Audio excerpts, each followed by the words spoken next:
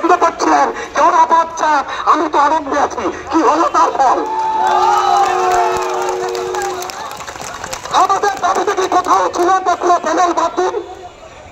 আমরা তো আমাদের লড়াইতে লড়ছিলাম। আমরা কি বলেছিলাম 26,000 লোকের প্যানেল বাদ দিন?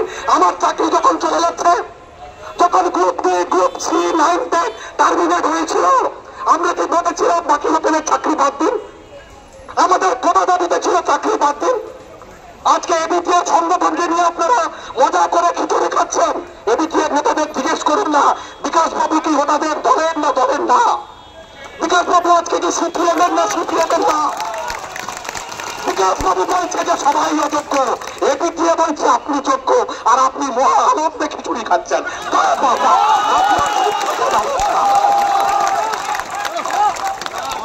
সিপিএমের রাজ্যসভার এমপি আপনাকে বলছে অযোগ্য, 26,000 অযোগ্য। তাদের প্যানেলের লোকেরা বলছে যে থার্ড ক্লাস সিলিংয়ের পর থেকে অযোগ্য, আর আপনারা তাদের দল খিচুড়ি খেয়ে নিজেকে বিশাল বড় যোগ্য করছেন। ভাবুন, আপনার এই শিক্ষাকে আমার নমস্কার, বড় বড় প্রণাম আপনার এই শিক্ষাকে। একবার মনে প্রশ্ন যাচ্ছিলাম, প্রথমে কি বলেছিল 6,000 অযোগ্য, ধরে নিন আমি তাদের মধ্যে একজন অযোগ্য। আমি মাইকে বলছি 6,000-এর মধ্যে আমি একজন অযোগ্য। আপনি তো যোগ্য ছিলেন, কি দেখলো বিরোধীরা 6,000-এর চাকরি খেয়ে এটা হবে না, 26,000-এর চাকরি খেতে হবে, তবেই একটা লড়াই হবে, আন্দোলন হবে, আর আমাদের লাশের উপর দিয়ে রাজনৈতিক পথ পরিবর্তন হবে। তাপসী মালিকের বাবা বিচার পেয়েছে তো রাজনৈতিক পরিবর্তন হয়ে গেছে সিঁদুর আন্দোলন নিয়ে। তাপসী মালিকের বাবা বিচার পেয়েছেন, সিপিএম চলে গেছে, তৃণমূল এসেছে। তাপসী মালিকের পরিবার থেকে, তার বাবার থেকে তার মেয়ে চলে গেছে। কজন নেতা খবর নিতে যায়, খবর নিয়ে দেখুন। যোগ্য অযোগ্যের লাশের উপর দিয়ে রাজনৈতিক পথ পরিবর্তনের আমাদের সমাধি রচনা হচ্ছে। যোগ্য অযোগ্যরা লড়াই করছি আমরা, একে অপরের দিকে টেনে যাচ্ছি। আজকে যদি আমি আক্রান্ত হই, আপনি আক্রান্ত হন, কি হবে? খবরের হেডলাইন হবে একজন আক্রান্ত হয়েছে। আপনার পরিবারে কি হবে? আপনার সন্তান থেকে কি হবে? আপনার বাবা মা থেকে কি হবে? আমরা হচ্ছি বাবার বোন। রাজনৈতিক নেতারা দুদিকে বসে আছে, তারা 5 স্টারে বসে একসঙ্গে চা খাচ্ছে। আমাদের কালো টুপি আর সাদা টুপি হিসেবে ব্যবহার করা হচ্ছে। আমরা হচ্ছি সৈনিক,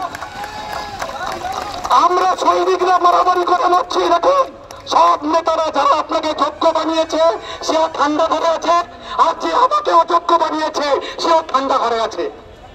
আর আপনি তাদের দেওয়া সার্টিফিকেট নিয়ে নিজেদের মধ্যে লড়াই করছেন।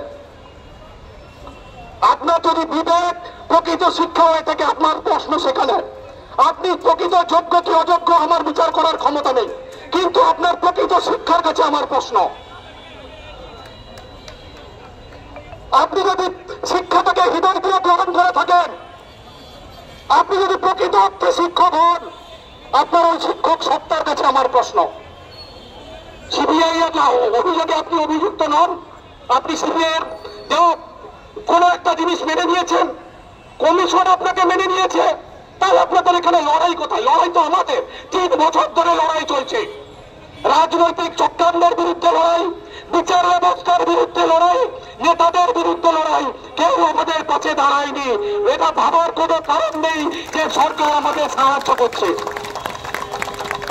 প্রত্যেকটা রাজনৈতিক দল যারা বিভিন্ন শিক্ষক সংগঠন থেকে এসে আপনাকে সহানুভূতি দিয়ে যাচ্ছে, তাকে প্রশ্ন করুন গ্রুপ সি, গ্রুপ ডি আজকে কোথায় যাবে? তাদের পরিবার চলবে কি করে? 2 দিন পরে আপনাকেও ছুড়ে ফেলে দেবে। লিখে রাখুন, ইতিহাস আপনাকে ক্ষমা করবে না।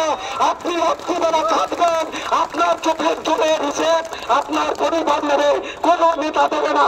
যে আপনাকে খিচুড়ি খাওয়াচ্ছে, যে আপনাকে জল দিচ্ছে, আপনি ভাবছেন যে আপনার বিশাল বড় উপকার করছে, সেদিনকে তার হিসেব নেবেন। বিনম্রভাবে করজোড়ে অনুরোধ করছি,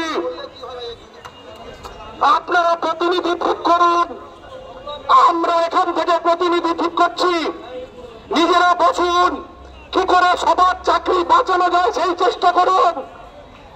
এদের উপরে ভরসা করবেন না, কমিশন একবার আপনাকে বলবে, কমিশন একবার আমাদেরকে বলবে, নেতারা একবার আপনার গালে চুমু খাবে, নেতারা একবার আমাদের গালে চুমু খাবে, চাকরিটা আমাদের চলে যাবে। যদি বাঁচতে হয় 26,000 সবাইকে মিলে বাঁচতে পারবেন, আর যদি মরে যায় জানবেন সবাই মরে যাবে, তার মধ্যে আপনিও থাকবেন আমিও থাকবো। নিজেদের প্রাচীরটা তুলে ফেলুন। মনের মধ্যে যে অন্যের দ্বারা আপনার মনে অন্যের প্রতি যে বিভেদ জন্মেছে, চোখে মনে হয় বাদ দিলে আমার চাকরিটা বেঁচে যাবে, নিজের জ্ঞান দিয়ে, নিজের বুদ্ধি দিয়ে, নিজের বিবেকের কাছে প্রশ্ন করুন যে পাশের জনের চাকরি চলে গেলে কোন যুক্তিতে আপনার চাকরিটা বেঁচে যাবে? কোন যুক্তি আছে আইনে যে আরেকজনের চাকরি চলে গেলে আপনার চাকরিটা বেঁচে যাবে? এটা শুধুমাত্র আপনাদেরকে ব্যবহার করা হচ্ছে। মিডিয়া টিআরপি হচ্ছে, আমরা মারামারি করলে মিডিয়া দেখিয়ে তাদের পেট চলছে, তাদের সংসার চলছে, আর মারামারি করতে গিয়ে আমার আপনার মাথা ফাটলে আমাদের পরিবার ধ্বংস হয়ে যাবে।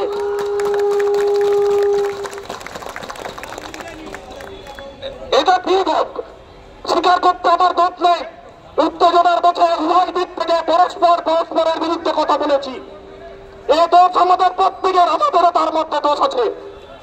আমি বলছি, যদি প্রকৃত সমাধান চান, যদি একসঙ্গে লড়তে চান, যদি সবার চাকরি অন্তত বাঁচানোর চেষ্টা করতে পারেন, সরকারের উপর যদি চাপ সৃষ্টি করতে চান, তাহলে মাঝখানে ওই বিরোধের প্রাচীরটা সরিয়ে একসঙ্গে হাতে হাত ধরে লড়াই করতে আসুন।